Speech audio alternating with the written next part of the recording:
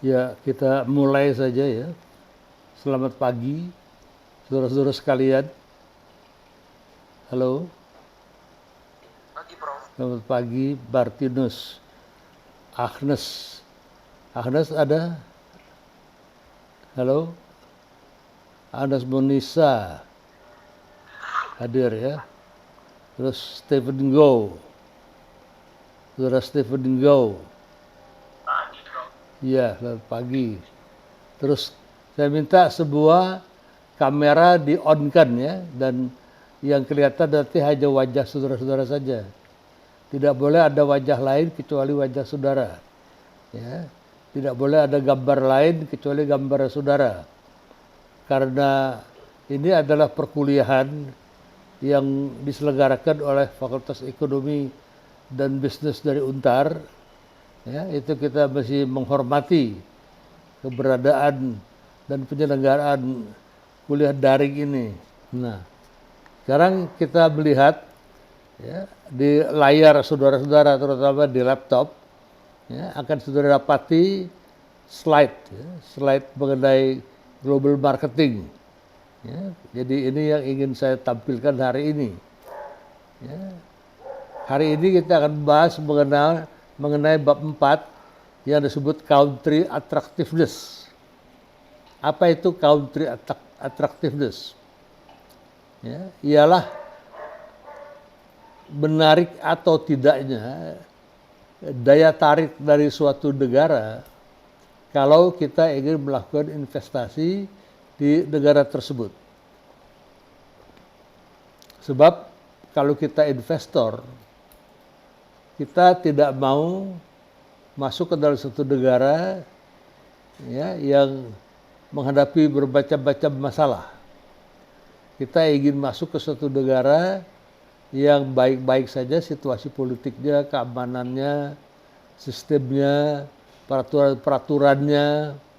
Nah, negara itu akan menarik hati kita. Ya. Dibandingkan kalau negara itu kacau balau. Ya.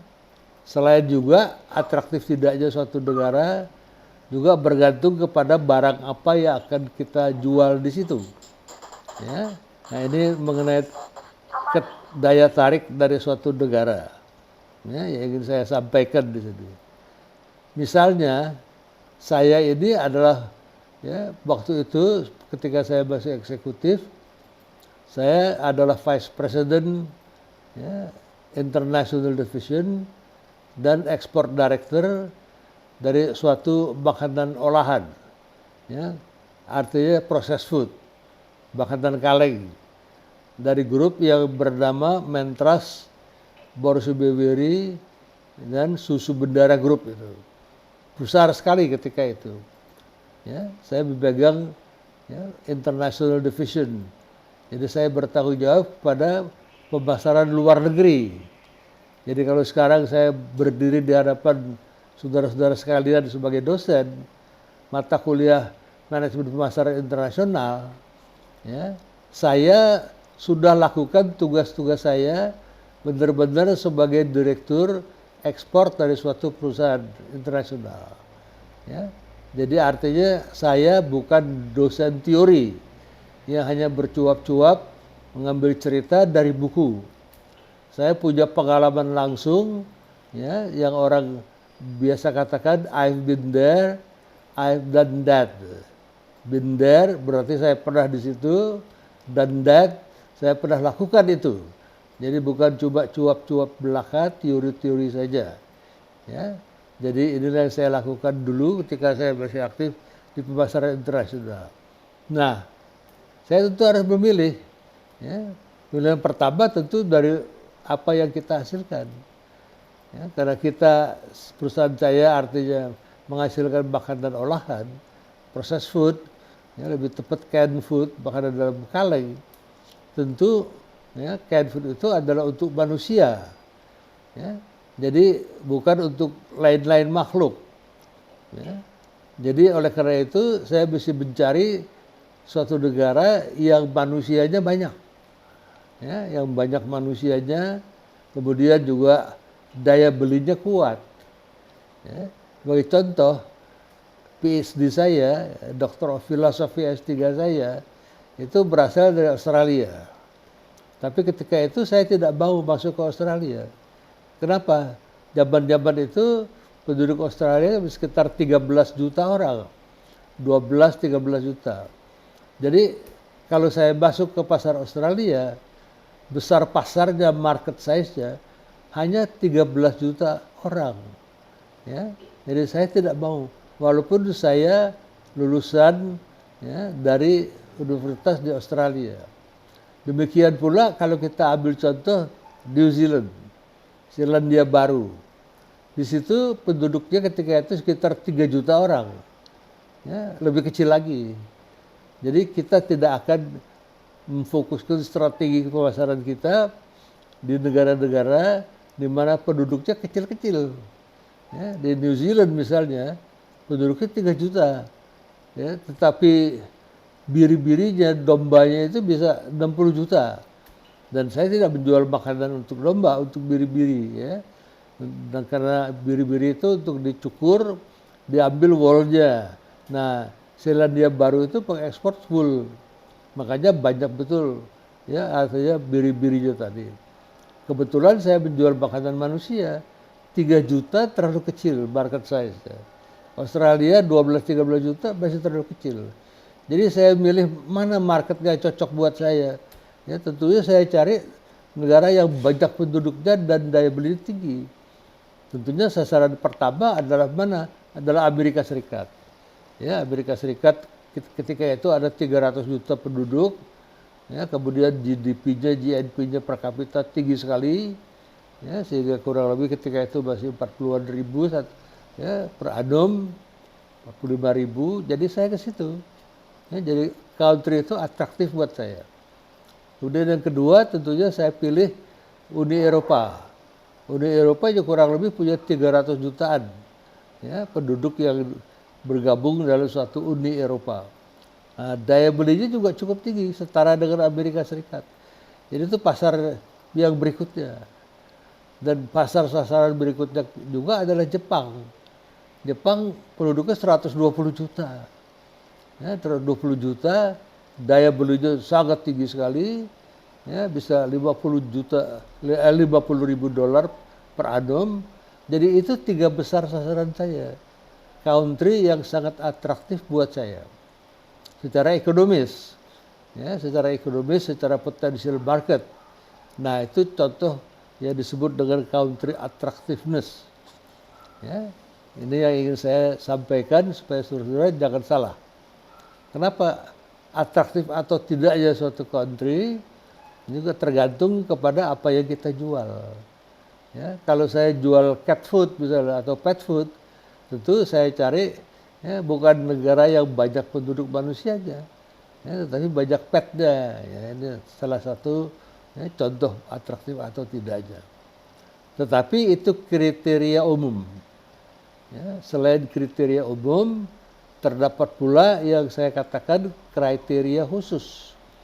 Apa itu misalnya kriteria khusus? Yaitu atraktif atau tidaknya suatu negara ya, bergantung juga kepada misalnya apa? Kondisi sosial politik di negara itu. Ini yang akan kita bahas secara lebih mendalam. Ya. Nah, artinya political risk factor. Ya, artinya risiko politik. Risiko politik itu bermacam-macam. Bermacam-macam. Ya, bisa terjadi ya, risiko pemerintahan, terus juga environmental research, terus stages in the entry evaluation procedure. Nah, ini outline atau garis besar yang akan kita bahas untuk hari ini. Ya, kita akan teruskan kalau tidak ada pertanyaan. Nah, ini political risk. Political risk adalah bahaya, ya, bahaya politis dan militer. Kalau terjadi perubahan, upheaval, ya, katakanlah pemberontakan, ya, yang akan berubah ya, faktor ekonomi peraturannya dan regulasinya overnight. Nah, ini risiko politik. contoh baru terjadi di Myanmar. Di situ terjadi pergolakan politik sampai sekarang. Ya, pemerintah yang sah, ya, yaitu Daun Aung San Suu Kyi itu ditahan, presidennya juga ditahan. Yang berkuasa adalah Tatmadaw. Ya, Tatmadaw itu angkatan bersenjata. Ya, panglimanya mengambil alih kekuasaan. Nah ini suatu ya, sekaligus political, sekaligus military upheaval, perubahan dahsyat. Nah, oleh karena ini merupakan kejadian yang dianggap ya, tidak konstitusional oleh banyak negara, ya, misalnya Amerika, Eropa. Nah, banyak negara itu sangat kritis terhadap apa yang terjadi di Myanmar, termasuk juga Singapura. Ya. Singapura bahkan ya, sudah akan menarik investasinya dari Myanmar. Singapura tidak mau ada kondisi politik seperti itu. Singapura maunya suatu negara itu demokratis, tenang. Ya, tidak ada gejolak-gejolak upheaval seperti itu. Amerika Serikat sudah mengumumkan ya, bahwa para jenderal yang terlibat ya, dalam kudeta tadi dimasukkan ke dalam ya, risiko orang-orang yang nanti akan tidak boleh masuk ke Amerika Serikat. Dan masih menanti lagi. Ya, karena sekarang ini ya, ASEAN sedang sibuk mencari jalan keluar, walhasil tidak suka adanya hal-hal seperti itu. Ya, Indonesia, Singapura, Malaysia juga menolak. Ya, ini adalah suatu risiko. Jadi kalau kemarin-kemarinnya pemerintahan cukup demokratis, ya, tahu-tahu sekarang pemerintahan menjadi reaksioner, ya, menjadi sangat tidak demokratis. Ya, inilah political risk. Ini yang pertama, ya, ada pemberontakan, kudeta dan sebagainya. Ya, dalam satu malam bisa berubah. Ya, ini bukan terjadi hanya pada Myanmar. Ya, dulu sekali kita kenal di Venezuela, ya, ada presiden yang namanya Hugo Chavez. Ya, dia seorang letnan kolonel, menang pemilu, dia jadi presiden. Nah, kemudian dia ambil kebijakan yang sangat drastis. Perusahaan-perusahaan minyak di Venezuela itu diusir keluar, out. Nah, heboh. Nah, tapi Hugo Chavez bilang, kalau kamu mau masuk lagi silahkan. Tapi terms and conditions-nya berubah. Ya, karena saya butuh persentase yang lebih besar dari keuntungan. Sekarang ini kecil, saya coba dapat kurang lebih 20%. Saya tidak mau. Saya bilangin 80% untuk saya. Karena saya perlu banyak duit ya, untuk membangun negara saya, rakyat saya. Dan duit itu akan datang dari minyak-minyak yang kalian ambil dan kalian bawa ke luar negeri. Dulu kalian enak-enak saja 80%. Ya, negeri saya menderita terus-menerus. Sekarang saya rubah, kalian masuk lagi, kita atur 80-20. 80 for my country, 20% is only for you. Wah, heboh. Ya, terjadi perkara hukum di sidang di Mahkamah Internasional. Hugo Chavez dikalahkan, dia mesti bayar ganti rugi, tapi dia masih gembira. Ganti ruginya masih jauh lebih murah, ya, artinya lebih baik dibandingkan kalau dia tidak ambil risiko itu. Uang yang dia peroleh lebih banyak, dan itu dipakai untuk kepentingan rakyat. Jadi ini pernah terjadi. Ya. Tahun 1957, Indonesia di bawah Presiden Soekarno ketika itu juga melakukan ya, nasionalisasi seperti itu. Karena dalam rangka perjuangan merebut kembali Irian Barat, ya, Belanda tidak mau menyerahkan, masih ngotot, ya, kita siap perang. Terus Bung Karno menasionalisasi perusahaan Belanda yang ada di Indonesia.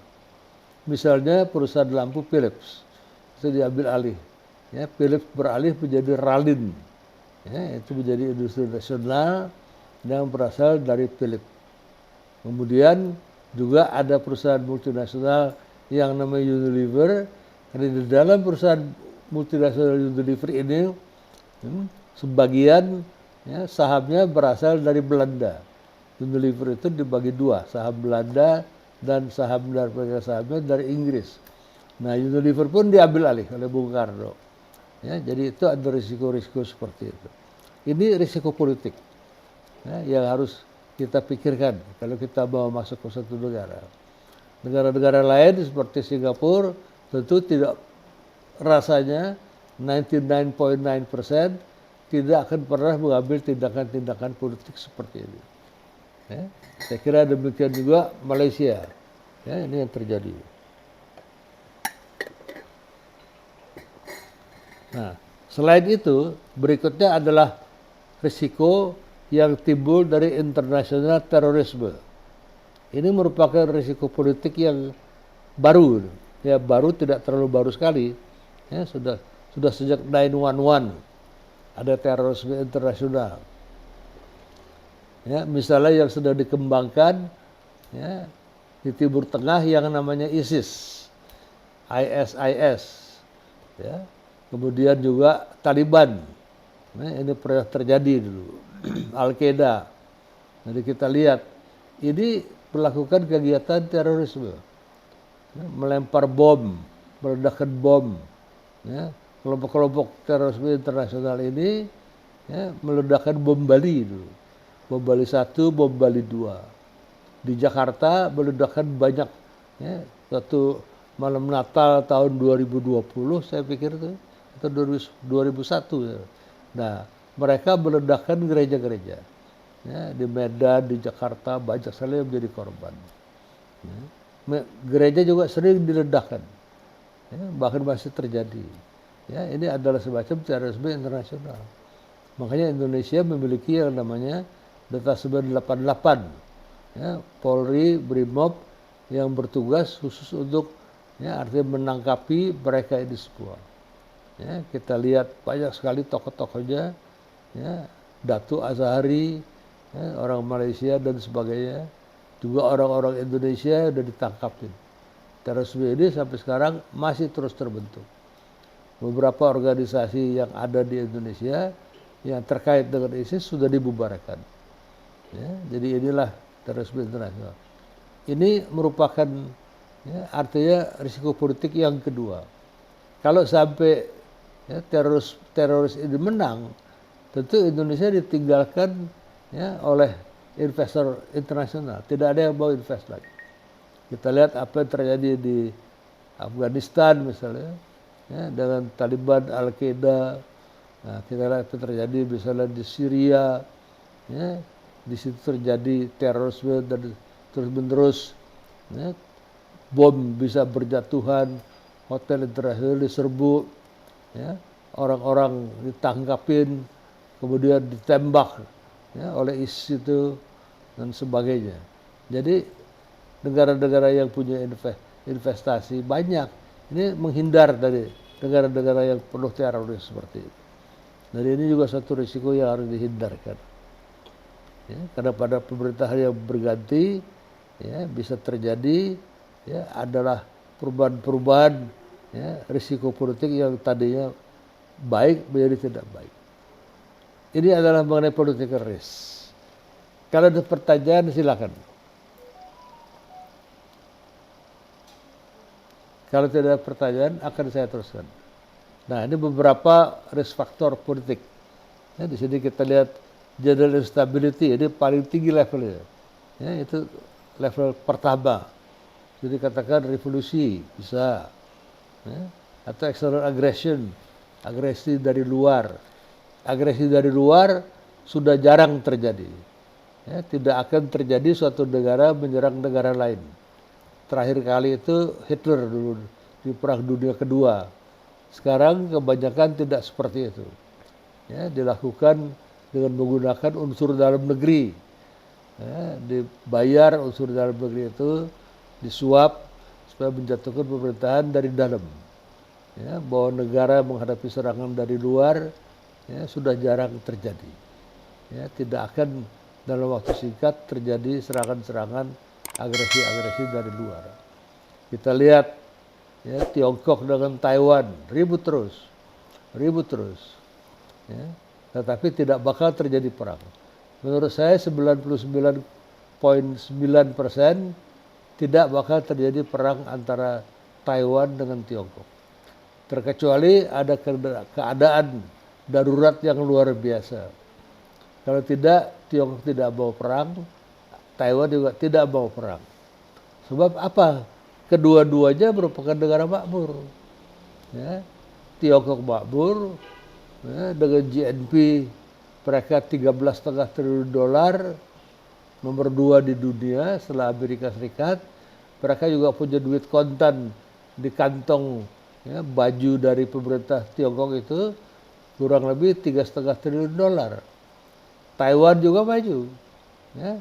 Jadi kalau negara itu kaya, tidak ada orang kaya yang mau perang habis-habisan dengan tetangganya, ya, sehingga nanti salah satu terbunuh atau yang lain masuk penjara, tidak terjadi. Ya, orang kaya paling takut berantem. Ya, kalau mereka mau bertempur, mereka gunakan orang lain. Proxy war. Ya, karena mereka tahu sebagai negara kaya, kalau negara itu bertempur, nanti kalah perang habis-habisan, dia bangkrut, ya, dia rudin. Ya, tidak ada negara yang mau bangkrut seperti itu gara-gara perang. Kecuali amat sangat terpaksa. Ya, dan saya kira tidak bakal terjadi perang di antara keduanya. Ya, Amerika juga tidak mau turun tangan sendiri. Biasanya Amerika menggunakan proxy. Ya, perang dunia kedua kan Amerika tidak terjadi perang di negaranya. Ya, dia mendarat ke Eropa, dia mendarat ke Jepang dan sebagainya. Negaranya aman dari perang. Itu yang terjadi. Itu level pertama. Ya, external aggression sudah makin jarang. Yang banyak adalah terorisme itu. Level kedua yang di bawahnya adalah expropriation. Ini level di bawah dari level 1. Apa itu expropriation? Yaitu saya cerita tadi, nasionalisasi. Ya, Bung Karno pernah melakukan nasionalisasi perusahaan Belanda tahun 1957. Ya. Nah, terus ketika Bung Karno dijatuhkan, presiden baru timbul, Presiden Soeharto, nah akhirnya dikembalikan itu. Ya, Philips dikembalikan, terus Unilever dihidupkan kembali. Ini nasionalisasi atau kontrak revocation seperti dilakukan oleh Hugo Chavez, ya, di Venezuela. Kontrak pertambangan minyak di sana dibatalkan. Terus desain supaya negara Venezuela mendapatkan 80%. Ya, perusahaan minyak asing hanya dapat 20%. Tapi akhirnya satu persatu masuk kembali. Karena perdagangan minyak itu sangat lukratif. Ya, nilainya sangat besar. 20% dari jumlah yang besar, hasilnya masih besar. Jadi mau tidak mau, suka tidak suka, mereka kembali lagi ke Venezuela sampai sekarang. Hugo Chavez sudah meninggal, sudah tidak ada. Jadi ini level kedua. Level ketiga di bidang operation, operasi perusahaan sehari-hari. Misalnya apakah ada import restriction. Beberapa negara dulu mengenakan hambatan import, termasuk Indonesia. Indonesia melarang import mobil-mobil secara build up. Tidak ada kita lihat mobil build up yang mewah-mewah bisa diimpor. Terkecuali ada occasion tertentu, ya, seperti KTT tingkat tinggi, ya, seperti juga, ya, ASEAN dan sebagainya. Ya, di sini APEC meeting. Nah, untuk kepala-kepala negara disediakan mobil-mobil mewah, Mercedes dan sebagainya. Nah, mobil-mobil mewah itu diimport, ya, dan izin importnya juga hanya tertentu. Itu biasanya anak-anak presiden atau kroni-kroni presiden. Ya, berapa lama dipakai? 2 minggu. Setelah KTT usai, ya, APEC usai, nah terus yang terjadi mobil kan tabu-tabunya pulang, mobilnya tidak dibawa, mobil tetap di sini. Nah, mobil itu dijual, ya, dijual karena itu anak presiden waktu itu yang megang importnya, menjualnya enak saja, telepon saja, konglomerat besar, lo ambil 2 mobil gue ya, nah, perintah aja gitu. Nah, si konglomerat itu nggak berani membantah, ya Pak, ya, selesai. Nah, harganya udah dikenakan pajak. pajak impor biaya masuk yang tinggi, biasanya 300%. Nah itu mobil build up hanya boleh masuk dengan cara itu. Tapi itu sekali-sekali, ya, tidak tiap hari, tidak tiap bulan, tidak tiap tahun terjadi KTT tingkat tinggi seperti itu. Jadi pada umumnya mobil build up dilarang, ya, tidak boleh import secara build up.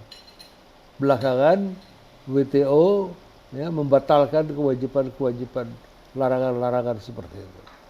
Ya, kita bisa melihat sekarang ini banyak sekali, ya, mobil build up yang berkeliaran.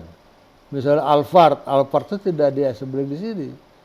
Ya, kita lihat Ferrari, Rolls-Royce, Lamborghini, ya, kita lihat misalnya Maserati, ya, dari saya pernah lihat Maserati di di setiap body building gitu. Bagus Maserati. Bugatti, ya, Bugatti saya dengar ada beberapa di sini. Ya, terus juga Maybach, saya belum pernah lihat Maybach. Nah ini semuanya adalah barang-barang impor yang di zaman Presiden Soeharto tidak mungkin masuk. Semua mobil dari luar negeri masuk ke Indonesia dalam bentuk completely knockdown. Ya, misalnya Toyota ngirim Corolla di sini, ya, dipretelin dulu, ya, mesin itu dijadikan dipretelin, knockdown completely, termasuk dalam satu peti, dikirim ke Indonesia. Sampai Indonesia diserahkan kepada Toyota Astra assembling plant. Nah, Toyota Astra ini yang melakukan assembling, petinya dibuka lagi, ya, di assembling plant, diatur sehingga menjadi sebuah mobil Toyota Corolla. Nah, Toyota Corolla di assembling tadi dalam keadaan complete knockdown itu diperbolehkan oleh pemerintah Soeharto. Ya, jadi kalau tidak complete knockdown tidak boleh. Ya, jadi makanya Toyota punya joint venture dengan Astra untuk melakukan, ya, bukannya manufaktur tapi assembling, karena hanya menyetel-nyetel ulang. Kalau manufaktur itu membuat satu mobil baru, tidak. Ya, mesinnya hanya di assembling, assemble. Mesin yang tadinya berantakan, complete knockdown, di assemble menjadi satu, menjadi sebuah mobil Corolla.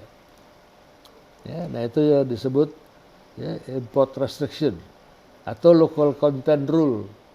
Ya, ada kewajiban local content. Ya, nanti ada mobil Asian Car. Ya, Asian Car bisa diedarkan di dalam negara ASEAN 10 negara, tidak perlu bayar bea masuk. Tapi syaratnya minimum 40%, ya, bahannya, komponennya harus dibikin di salah satu negara ASEAN. Misalnya bannya di Indonesia, ya, terus kacanya dibikin di Filipina, nah, terus bumpernya dibikin di Malaysia. Nah, komponen itu dihitung, boleh, ya, selama dia 40% dibikin di negara ASEAN, dia bisa dijadikan ASEAN Car. Bagi ASEAN Car, keuntungannya ialah tidak perlu bayar bea masuk. Diekspor ke Singapura, tidak perlu bayar bea masuk, jadi 0%. Nah, banyak yang mempersiapkan begitu. Toyota sudah persiapkan apa? Kijang. Ya, mereka bikin kijang di Kerawang. Ya, kijang Innova itu. Itu dicita-citakan menjadi ASEAN Car. Kemudian juga Honda. Honda persiapkan dirinya di Bangkok, ya, di Thailand. Nah, itu namanya Honda yang nantinya bakal menjadi ASEAN Car. Tapi agak terhalang karena ketika itu Malaysia memiliki pabrik mobil juga, namanya Proton Saga, ya, yang akhirnya dibeli oleh Mitsubishi. Nah, pemerintah Malaysia meminta supaya, ya, klausul ASEAN Car itu dengan 40% local content jangan diterapkan dulu. Ya, mereka klaim yang namanya infant industry, boleh infant industry. Ya, infant industry itu area industri baby, baru mulai tumbuh, jadi perlu perlindungan. Ya, dibatasi 5 tahun, 10 tahun, ya, tidak bisa selamanya. Itu namanya infant industry clause. Suatu industri bisa dijadikan, diberikan predikat infant industry, nah diberi perlindungan. Itu WTO mengizinkan, ya WTO mengizinkan. Tetapi ada tetapinya, yaitu tidak boleh lama-lama. 5 tahun diperpanjang 10 tahun, tidak boleh terus-menerus. Ya, ini yang terjadi. Itu adalah import restriction, local content, tax dan sebagainya. Yang paling bawah dan yang paling, ya, artinya tidak terlalu berat ialah repatriation restriction, ya, exchange rates. Apa itu repatriation restriction? Repatriation artinya kita berepatriasi modal, ya, repatriasi, atau bisa orang. Kalau saya orang Amerika, ya, saya di sini sebagai expatriate, karena saya bertugas apakah di lembaga diplomatik, PBB, UNESCO dan sebagainya, ya, WHO, ya, atau perbankan, World Bank. Suatu saat saya kembali ke negara saya, itu repatriasi. Saya, ya, warga negara Amerika, tinggal di sini sementara 3 tahun, 4 tahun, nah, kemudian saya kembali ke negara asal saya, atau dimutasi, saya dipindah ke Tokyo, bisa itu, atau saya dipindah, ya, ke Belanda, bisa, Swiss bisa kalau saya pegawai, ya, artinya PBB. Nah, itu namanya repatriasi manusia. Ya. Selain repatriasi manusia, juga uang bisa direpatriasi. Uang apa itu? Ya, artinya modal saya, atau bukan modal, melainkan saya punya keuntungan. Saya punya bisnis katakanlah di Vietnam. Nah, kemudian, ya, saya invest. Setelah 1 tahun, 2 tahun, saya mendapatkan suatu, ya, artinya profit. Profit saya katakanlah $1 juta. Saya bisa minta repatriasi ini supaya keuntungan saya itu 1 juta saya kembalikan ke Indonesia. Itu namanya repatriation. Bukan orang, ya, tetapi repatriasi, ya, modal. Nah, kalau orang biasanya jarang ada restriksi. Tetapi kalau yang namanya modal atau keuntungan itu bisa dibatasi. Ada negara-negara yang tidak mengizinkan begitu saja, atau mengizinkan pakai syarat yang berbelit-belit.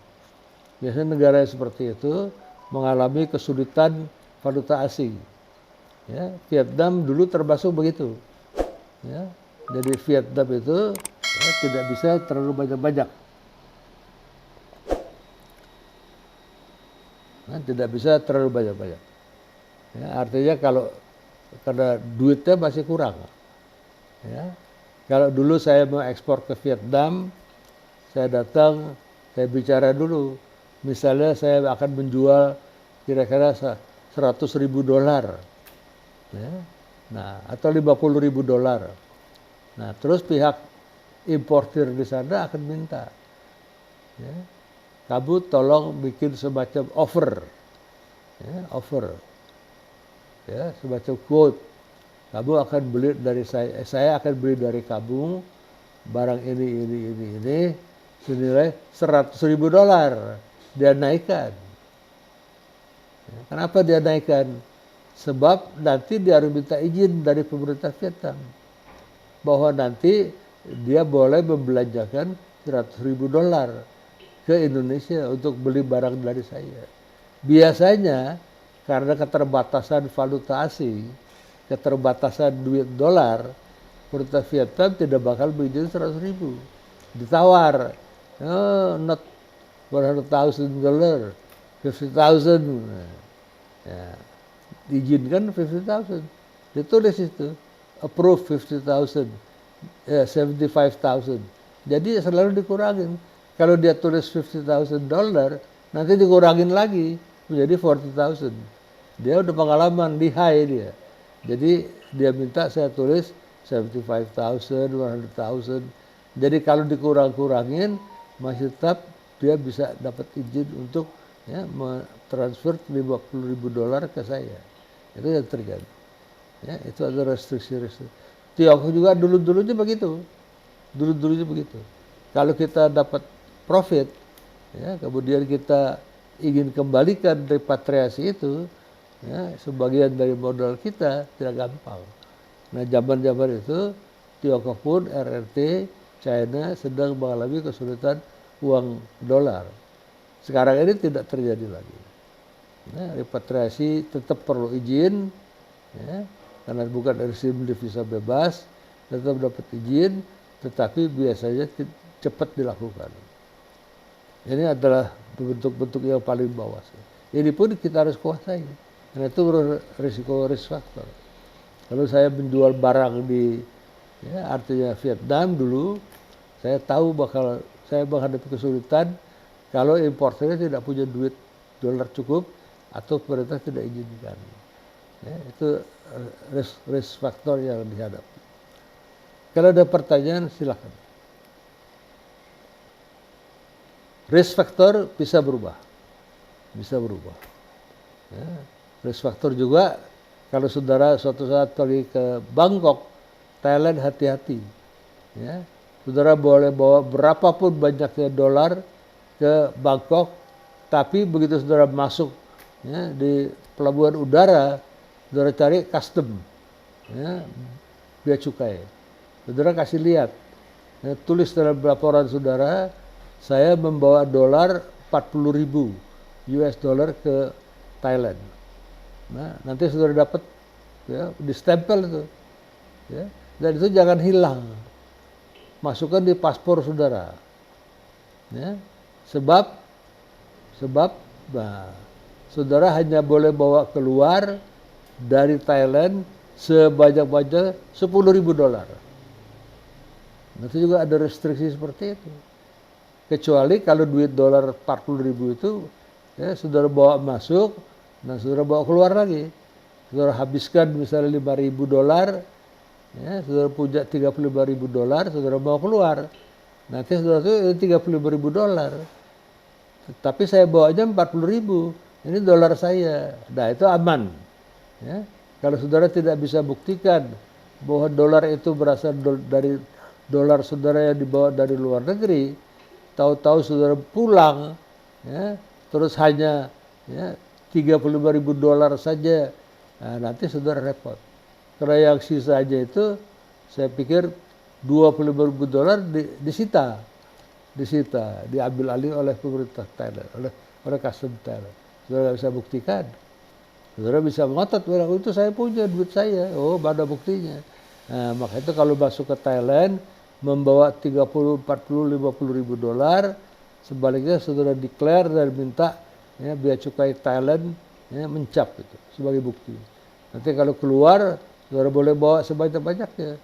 Ya, setelah saudara potong ongkos saudara selama di Thailand, membuktikan bahwa itu uang saudara. Kalau tidak akan repot, ya, akan sangat repot. Disita pasti hanya 10.000. Saya pernah kelebihan 2.000 dolar, 2.000 dolar diambil.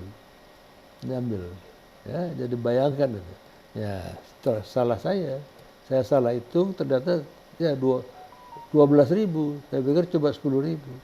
Ya sudah, ya, 2.000 dolar diambil. Sampai sekarang saya masih punya tanda buktinya bahwa disita. Ya, tapi saya tidak bisa baca karena tulis seperti apa itu, seperti huruf Palawa begitu, bahasa Thailand. Ya, jadi saya tinggal tekan aja 2.000. Kalau tidak saya tahan dua polisi. Karena saya bawa keluar duit dolar. Daripada saya urusan sama pengadilan di Thailand, nanti repot saya. Keluar lagi udah 1 tahun lebih kan, tahan di sana, saya nggak mau.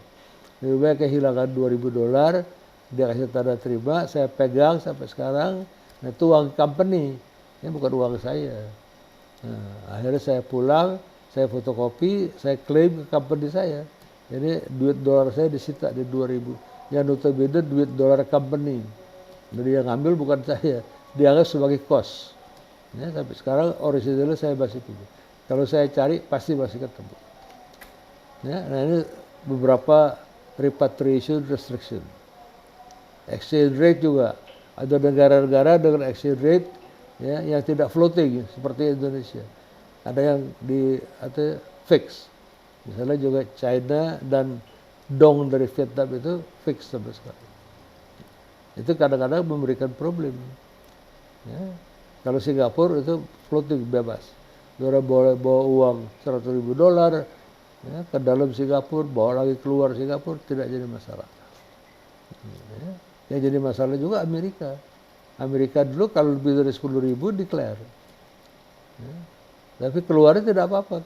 Ya. Tapi declare saja. Ya. Kalau Thailand harus buktikan. Ya. Ketika keluar, hitung lagi. Nah, ini buktinya uang saya. Kalau Amerika tidak. Ya, karena Amerika takut nanti uang itu dipakai untuk keperluan terorisme di Amerika. Bayar bom segala macam. Ya, ini beberapa contoh-contoh political risk. Nanti masih ada environmental research. Apa itu environmental research? Ya, risiko ya, environmental factors. Ini yang harus dipelajari. McDonald melakukan itu.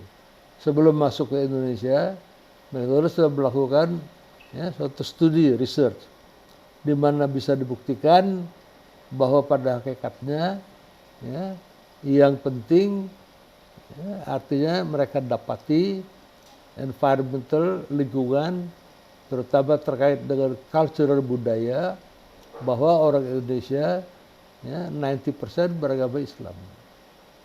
Itu hasil riset mereka. Sehingga dengan demikian orang Indonesia itu ya, tidak bisa makan babi. Jadi mereka lakukan suatu perubahan policy. Ya, diganti pork burger menjadi apa? Ya, beef burger. Ya, dari bahan baku ya, sapi. Nah, kalau sapi bisa.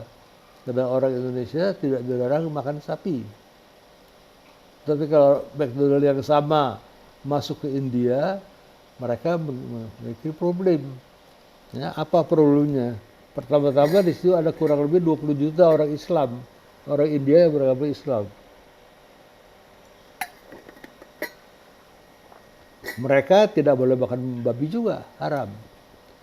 Ya, tetapi sebaliknya juga McDonald tidak bisa, ya, artinya menggunakan beef burger, ya, karena mayoritas adalah orang Hindu, ya, yang tidak berani, artinya melanggar ya, kebiasaan mereka yaitu tidak makan daging sapi. Karena sapi itu adalah lembu nandi, adalah tunggangan suci dari Dewa Siwa. Kita tahu ada Brahmana, ya, kita tahu Brahma, kita tahu ada Dewa Wisnu, kita tahu adalah Dewa Siwa.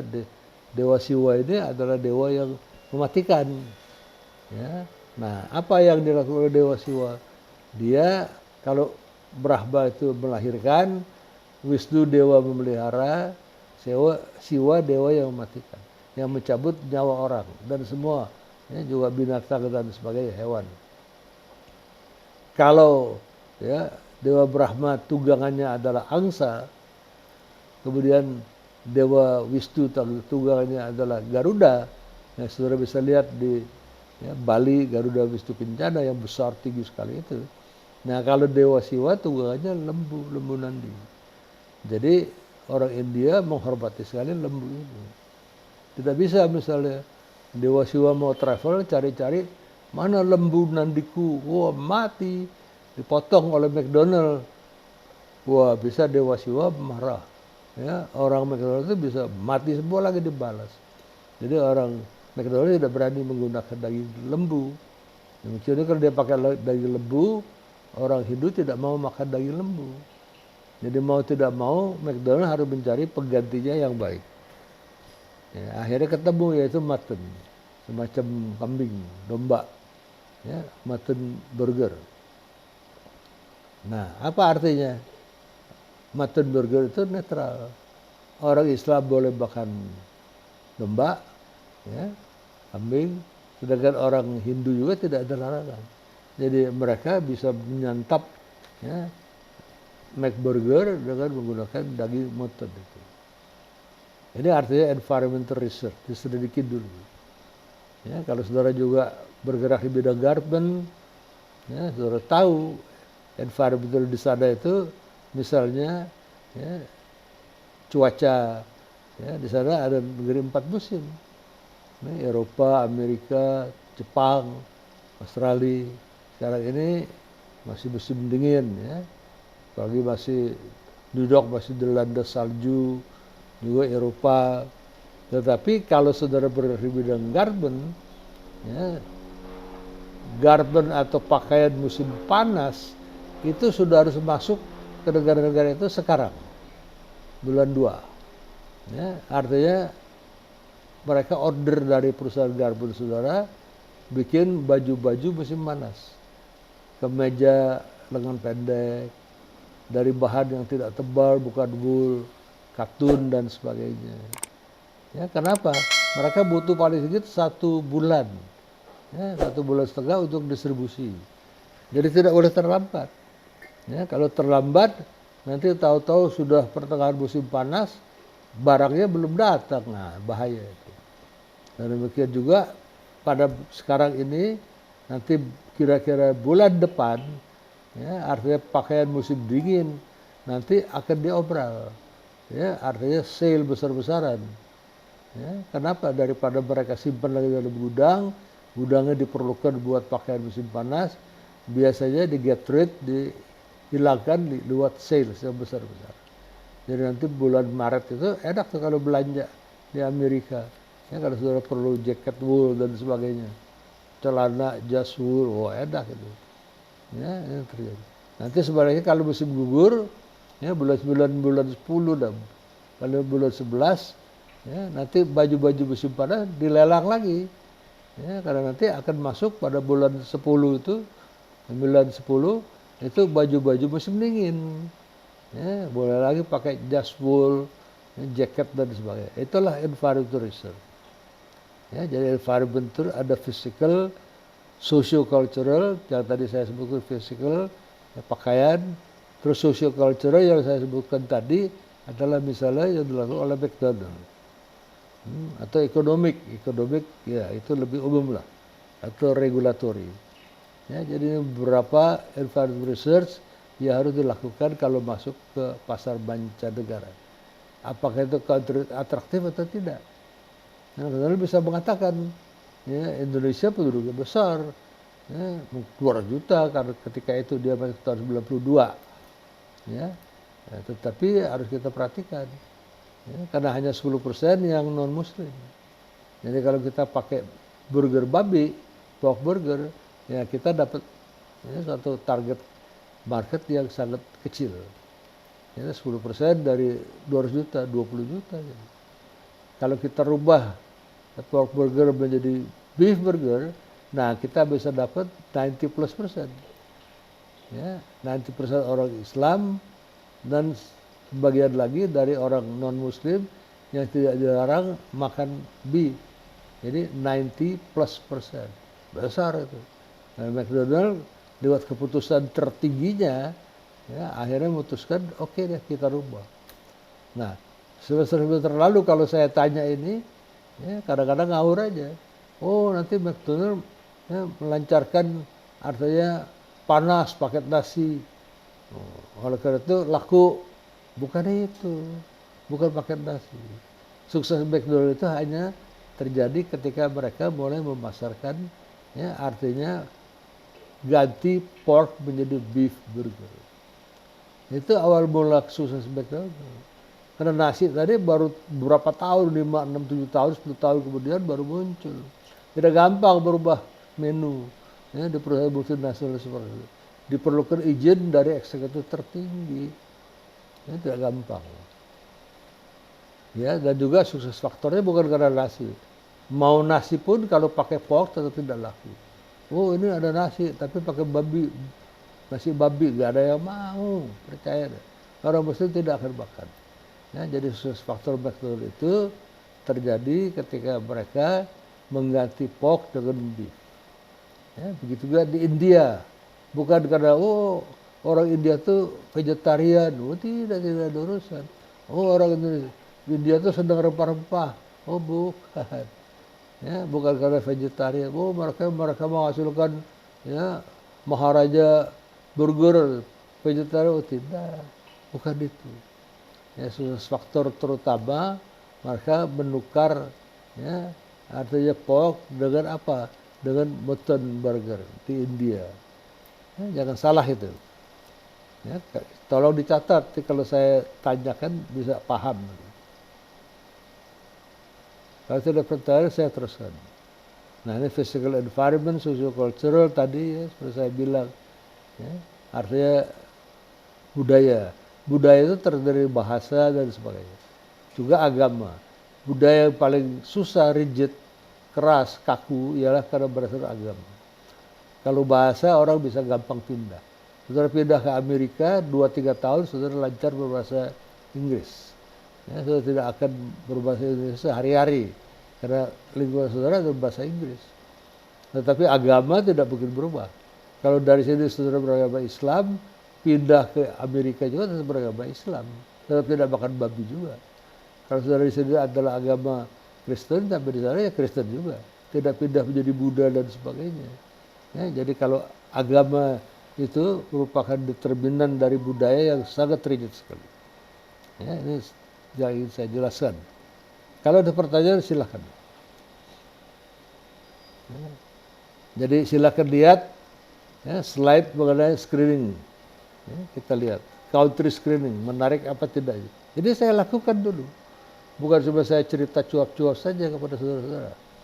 Ini saya lakukan dalam hidup saya. Yang saya bilang tadi, I've been there, I've done that. Saya pernah lakukan, saya pergi ke, misalnya ke Spanyol, saya lakukan itu. Ya, terus juga saya pergi ke Switzerland, saya lakukan itu. Dan saya ke Scandinavian countries. Ya, saya juga ke Amerika, saya cari importer-importernya. Ya, tapi kalau Amerika kita tidak perlu lakukan screening faktor, kita tahu bahwa Amerika umumnya aman, ya, political risk aman dan lain-lain, ya, artinya military upheaval, pemberontakan militer aman lah, ini tidak terjadi. Paling-paling apa environment yang saya cari itu, ya. Kalau negara yang sangat baru, ya kita lihat ini political risknya, ya, artinya kita lihat apakah ada general instability, jauh nggak ada. Kalau Amerika stabil, Singapura stabil, Jepang stabil, Eropa stabil. Nah kita lihat. Terus apakah ada bahaya expropriation? Ya, diambil alih? Ya, oh tidak. Ini tidak bakal terjadi. Ya. Apakah di sana exchange rate-nya bebas? Amerika, Eropa, Jepang, oh bebas. Bebas. Jadi oke, ya, kita accept. Kalau kita reject habis perkara. Ketika saya ke Swiss juga begitu. Ya, saya ke Scandinavian country juga saya lakukan ini. Stabil, ya, expropriation tidak bakal terjadi, exchange rate juga relatif bebas. Ini yang laku. Kalau reject habis. Ya, reject. Oh Pakistan reject ini. Ya, tapi kalau accept terus, ya jadi kita oke, baru kita environment, physical. Kita tahu negara 4 musim. Ya. Terus socio-cultural, ya, kita tahu tidak apa-apa karena saya jual bukannya babi atau apa. Yang saya jual makanan kaleng saya adalah ikan, ya, ikan tuna, kemudian juga champignon. Nah, champignon ada sedikit, ya, socio-cultural. Saya jual 2 macam champignon. Ya, pertama champignon, ya, jamur dari Dieng. Champignon de Paris, button mushroom, Agaricus bosporus. Ya, itu berasal dari bibit tertentu yang kita impor. Nah yang kedua adalah straw mushroom. Nah kalau champignon ditanam di dataran tinggi di Dieng, 2000 meter di atas permukaan laut, dingin sekali. Nah kalau straw mushroom, jamur merang itu di daerah panas, yaitu di dekat Yogyakarta. Ya, ada Petitu Agung, ya, ada Sedayu Agung, ya, tugasnya adalah menanam kultivasi jamur merang. Itu berasal dari merang. Ya, nah artinya apa? Nah ini ada perbedaan sosiokultur.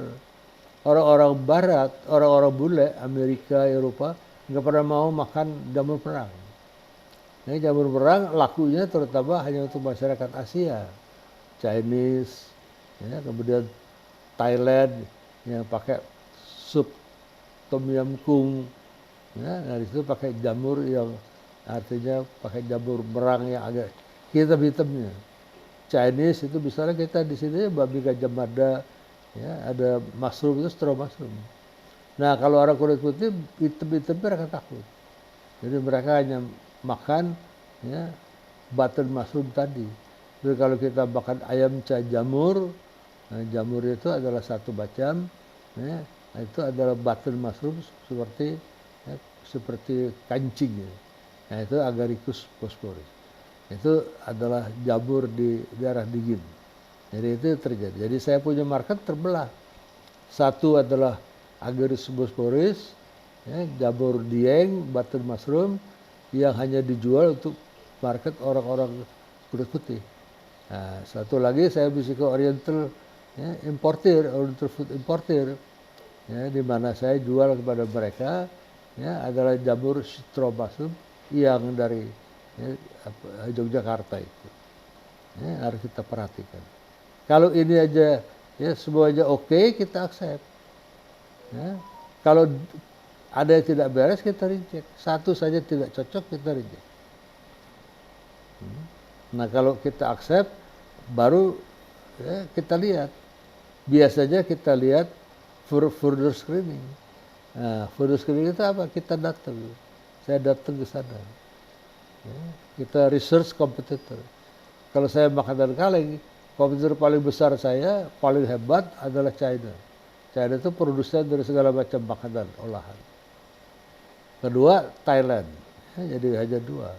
Terus kompetitor signaling, ya, ada. Jadi saya kalau lihat China saya nggak berani bertarung langsung, saya rada ngalah. Ya. Ini terjadi. Ya, kalau biasanya kita datang, kita berkunjung, bicara dengan importer, ya, terus baru kita masuk country identification. Nah tadi nih benar-benar screening lagi seperti saya bilang tadi kan ada slide in-depth screening, final selection. Nah kalau final selection berarti saya datang ke sana, bicara, nanti saya pulang saya bikin laporan karena saya bisa kasih laporan kepada bos saya. Saya tidak bisa menentukan, yang menentukan pemilik company bos saya. Saya bikin laporan, saya bikin forecasting dan segala macam. Nah, ya, nanti saya bisa bikinnya ini ke entry evaluation procedure.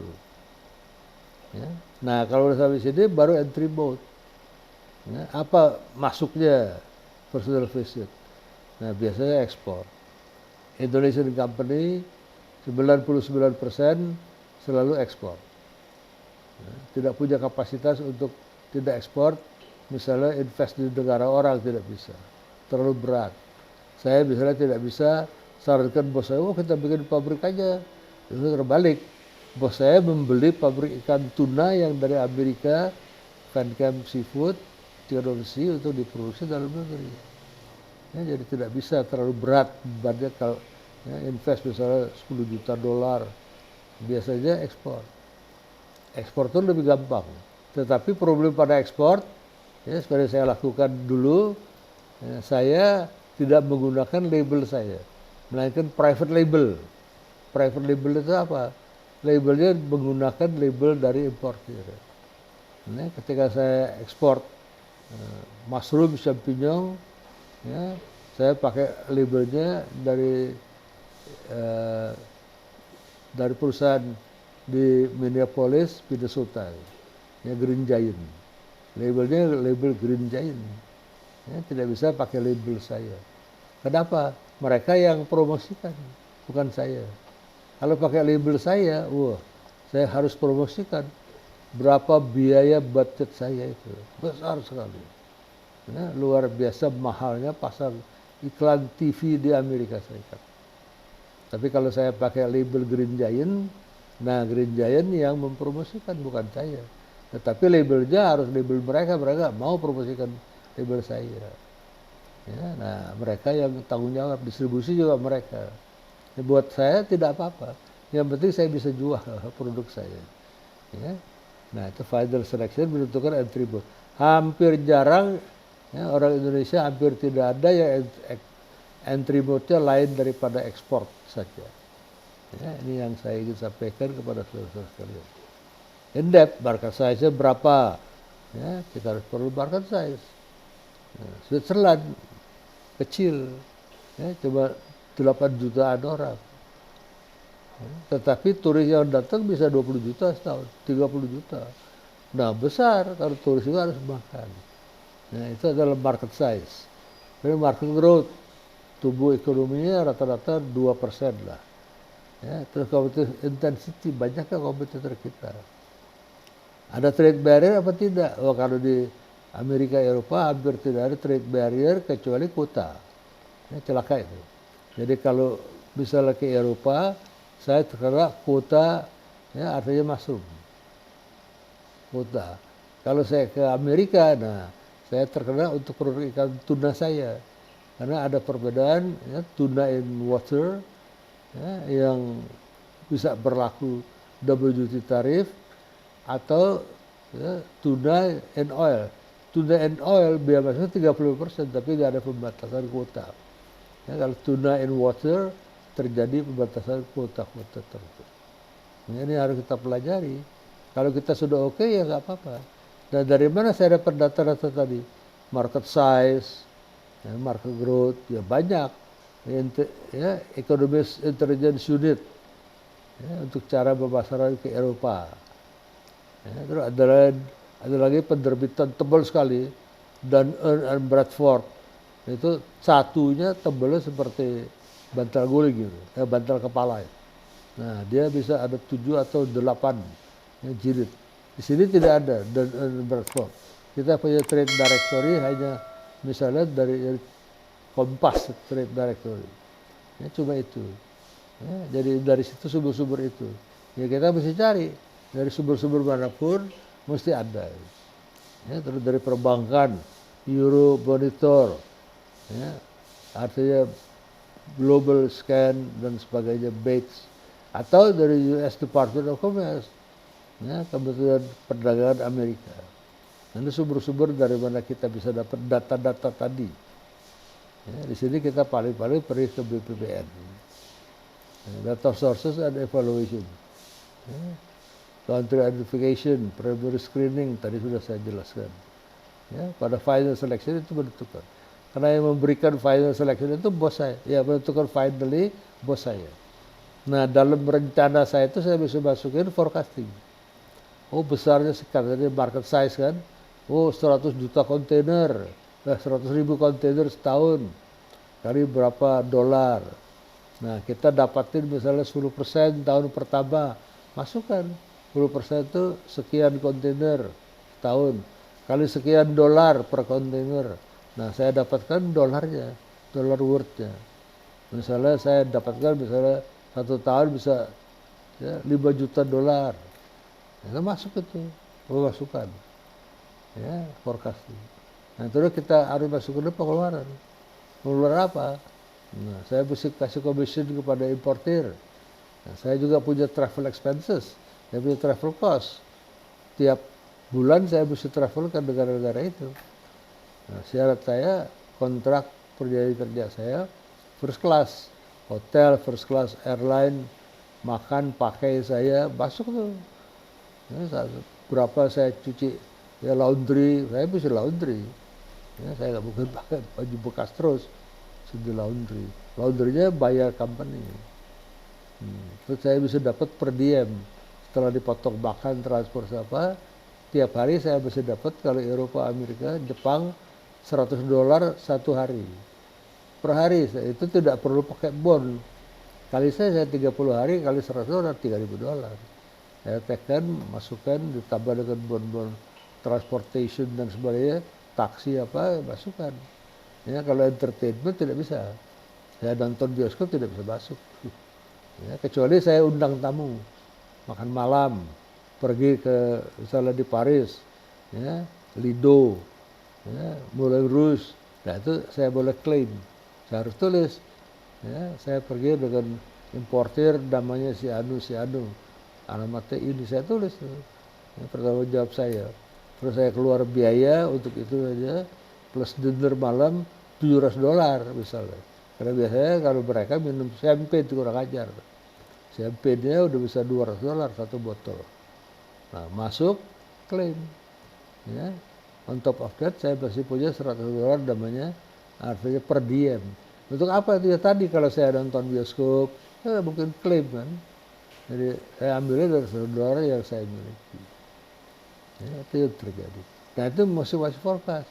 Jadi pengeluarannya, nah, pemasukan misalnya 5 juta dolar, pengeluaran saya travel, hotel segala, katakanlah 1,5 juta.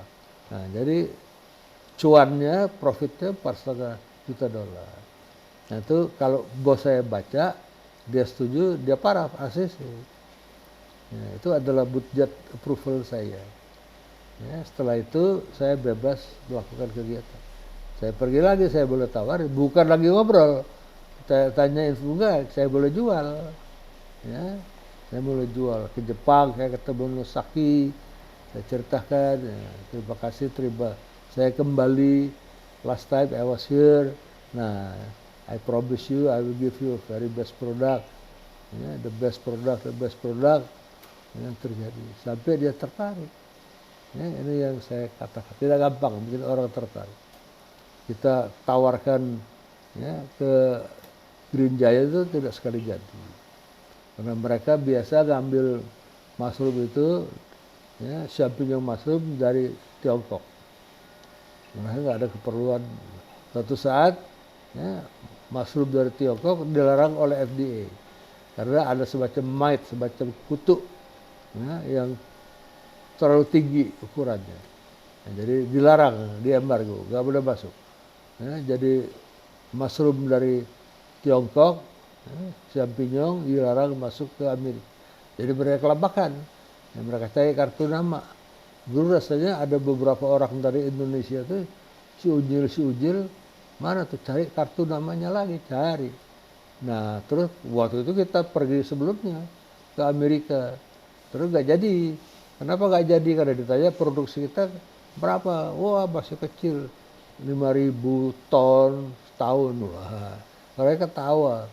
Gentlemen, please come back kalau your production capacity will increase at least 40,000 ton per year. Ya, saya pikir kapan bisa ya, menaikkan kapasitas kalau justru kita ingin kerjasama with your company. Ya, dia senyum-senyum aja. Pulang ke hotel kita berangkat ada 18 orang tuh. Nah, terus dimarahin oleh bos saya. Kita ngapain kesini patah cingkir rame-rame nih. Ya hasilnya nol. Ya pulang kan, balik. Nah ketika berapa setahun kemudian saya terima fax. Ya, yang dapat dari kartu nama saya ada fax number.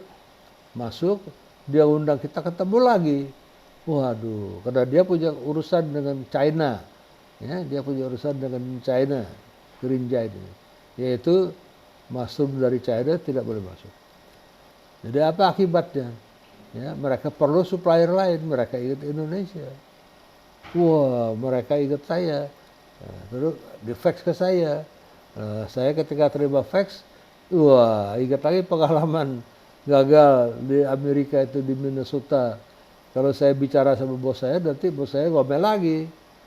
Ya, tapi kalau saya tidak bicara, ya, nanti ketahuan bos saya terima fax saya diem aja, ya ngomel lagi, disalahin juga. Jadi apa boleh buat? Ya, lebih baik dimarahin tapi saya ngomong. Jadi saya datang, Pak ini ada fax. Ya, fax dari mana? Amerika. Amerika mana? Green Giant. What for? Dia bahasa Belanda tiap hari. Ya, omtren di Padestulen saya. Jamur itu ada bahasa Belandanya Padestul. Omtren di Padestul. Wah, dia boleh ingat lagi. Nah, terus mesti kita kesana lagi. Ya, rame-rame lagi. Nanti for next nggak ada hasilnya. Ya, saya udah tahu. Pasti dia ingat kejadian dia anak. Dia ngomel-ngomel di hotel, di baki-baki saya dengan yang lain. Terus saya takut-takut, tapi saya bilang begini, Pak. Ya, kalau kita tidak pergi akan susah. Kalau kita pergi juga selalu ada risiko. Tapi kita ambil jalan tengah. Ya, we have to need ya, protracted fulfillment, saya bilang. Tidak perlu berangkat begitu banyak orang. Ya, 3-4 orang aja yang penting. Nah, setuju tuh. Akhirnya pun setuju. Beli tiket kita pergi lagi. Ketemu udah, gentleman. Baik tuh orang Green Giant. Terima kasih apa segala macam. Ya. Kita setuju kerjasama. Nah, wah, terus diajarin. Nah, nanti kita akan we teach you how to grow mushroom yang baik. Wah, celaka kita diajarin grow mushroom. Kita udah growing mushroom. Terus ya bagaimana masukin di kaleng, dapat approval dari FDA. Wah, senang nih, senang. Bos saya sudah mau diajarin. Nah, tapi ekor-ekornya keluar perkataan. On top of that, you gentlemen need to pay us. Wah, celaka. Dia yang perlu jamur kita, dia ajarin kita bikin tanam jamur dan bikin jamur kaleng yang berkualitas, ya, lolos screening FDA, tapi kita mesti bayar mereka. Dia taruh orang di sana. Orangnya kita mesti bayar gajinya. Wah, celaka nih. Mereka, orang itu punya keluarga, punya anak-anaknya sekolah, ya, di sekolah Amerika kita di Wonosobo, ya, anaknya sekolahnya di Semarang. Tiap hari mesti dianterin. Ya, wah, celaka nih. Akhirnya bicara sama kita bahasa Belanda supaya si Amerika itu nggak paham kan. Nah, bagaimana nih begini? Nah, di situ kehebatan bos saya itu. Saya nggak berani putusin bukan duit saya kok. Ya, saya hanya pegawai, ya, walaupun dengan jabatan mentereng, Vice President International Division Export Director.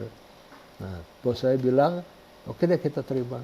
Kalau kita tidak belajar, tidak selama-lamanya kita tidak bisa.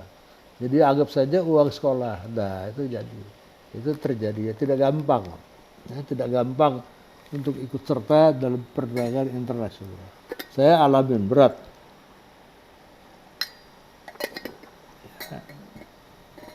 Tidak ada, ya, artinya freelance in the world. Makan siang yang gratis. Dia mau ajarin kita begini, begitu, begini. Tapi kita mesti bayar. Kita harus pakai orang dia, taruh di Dieng, diajarin cara nanam jamurnya, udah jadi panen, masukin di kaleng, retort dan sebagainya. Ya kita terima. Kita mesti belajar. Nah, itu forecasting. Ya, forecasting adalah, ya, berapa market share yang kita bisa ambil. Tahun pertama 10-15%. Tahun berikutnya naik 20%. Ya, reasonable.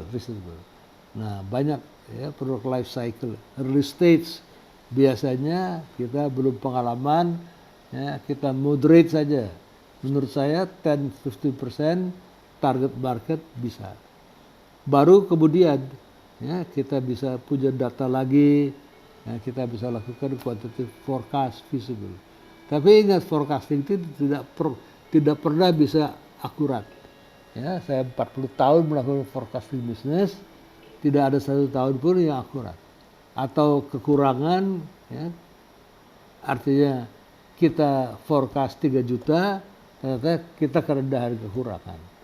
Ya, kita tuh bisa jual 2,8. Atau, ya, kelebihan, kita forecast 3 juta, kita bisa jual 3,2 juta. Nah, ini selalu begitu. Ya, ada build up method. Ya, itu ada beberapa teori-teori forecasting. Sekarang forecast bisa digunakan, ya, dengan suatu software, ada. Tapi kalau pakai software juga, kita masukin 15% market increase setiap tahun, itu masih gagal juga. Ini baru forecasting by analogy. Ini kita pernah jual di Amerika Serikat, terus kita lihat United States, United Kingdom, Germany. Ini adalah forecasting by analogy, perbandingan. Judgmental, itu teknik-teknik forecasting. Ya, saya tidak sepanjang lebar, quantitative methods, ya, time series extrapolation, ya, ada data time series, ya, yang tidak bisa dicek validity dan reliability-nya. Ya, kemudian ada yang data-data lain. Nah, ini time series extrapolation. Ya, setelah kita lihat begini, ini kita forecast naik terus apa tidak. Ya, ini ada macam tipe forecasting. Ada by regression. Ya, kalau by regression itu kita lihat validity dan reliability data itu dulu. Jadi kalau saudara belajar mau bikin skripsi, saudara kuasai ini. Regression based, ya, artinya harus pakai regresi.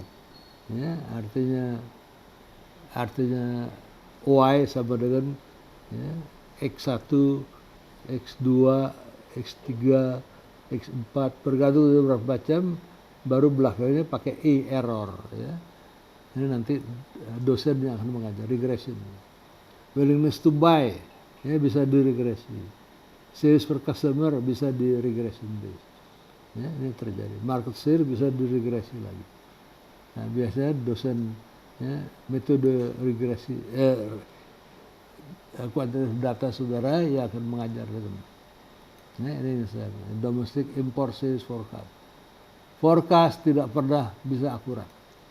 Ya, tetapi kalau tidak ada forecast akan lebih repot lagi. Karena tidak bisa bergerak.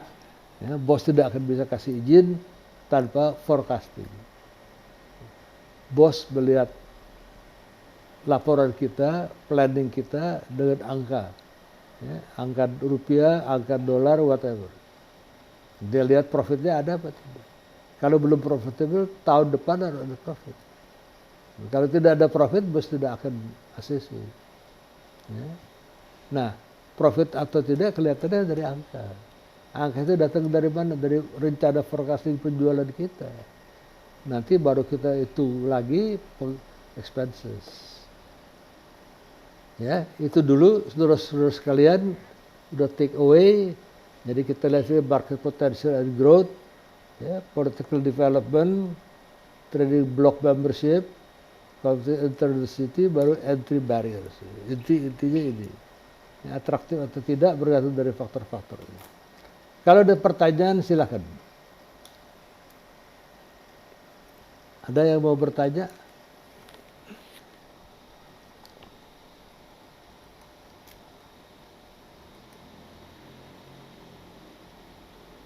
Kalau ada yang mau bertanya silakan.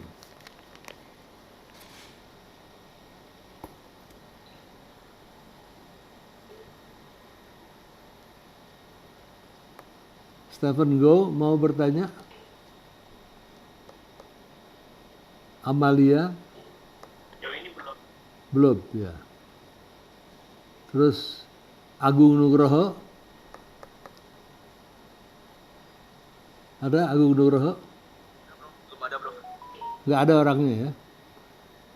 Ingat nanti kalau minggu depan harus ada ya. Kalau tidak nanti dicoret, dia dianggap absen. Bulan ini belum diabsensi. Ya, nanti bulan depan baru mulai. Kalau nggak ada, sekian saja dulu. Sampai kita ketemu nanti. Ya, dan selamat siang. Ya, selamat istirahat. Sampai ketemu lagi. Ya, kita akan selesaikan kuliah ini. Terima kasih banyak. Ya, terima kasih. Terima kasih. Makasih, bro. Terima kasih. Terima kasih. Ya, selamat siang. Sampai ketemu lagi.